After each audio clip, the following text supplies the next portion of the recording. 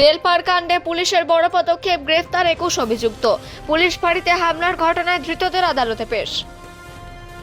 আসানসোলের রেলপার এলাকায় পুলিশ ফাঁড়িতে হামলা ও ভাঙচুরের ঘটনায় বড় পদক্ষেপ নিল পুলিশ। এই ঘটনায় মোট 21 জন অভিযুক্তকে গ্রেফতার করা হয়েছে।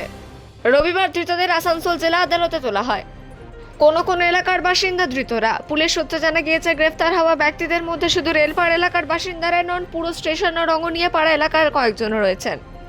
এর ফলে তদন্তকারীদের অনুমান ঘটনায় বাইরের লোকজনও জড়িত থাকতে পারে।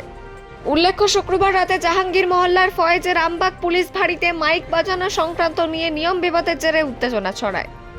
পরে পরিস্থিতি নিয়ন্ত্রণের বাইরে চলে যায় এবং উত্তেজিত জনতা পুলিশ ফাঁড়িতে হামলা চালিয়ে সরকারি সম্পত্তিতে ভাঙচুর করে। ঘটনায় বেশ কয়েকজন পুলিশকর্মী আহত হন। পরিস্থিতি সামাল দিতে পুলিশকে লাঠিচার্জ ও কাঁদানে গ্যাস ব্যবহার করতে হয়।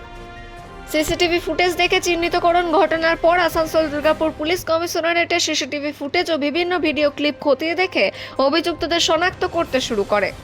টানা তল্লাশি অভিযান চালিয়ে বহুজনকে আটক করা হয়, যার মধ্যে 21 জনকে গ্রেফতার করা হয়েছে। তদন্ত চলছে, আরও গ্রেফতারের সম্ভাবনা। পুলিশ আধিকারিকদের দাবি, ঘটনার তদন্ত এখনো চলছে এবং হামলায় জড়িত আরও ব্যক্তিদের শনাক্ত করার কাজ চলছে। প্রশাসনের তরফে স্পষ্ট জানানো হয়েছে, আইন নিজের হাতে তুলে নিলে কড়া ব্যবস্থা নেওয়া হবে। আসানসোল থেকে অজিত মিশ্রা, রিপোর্ট নিউজে।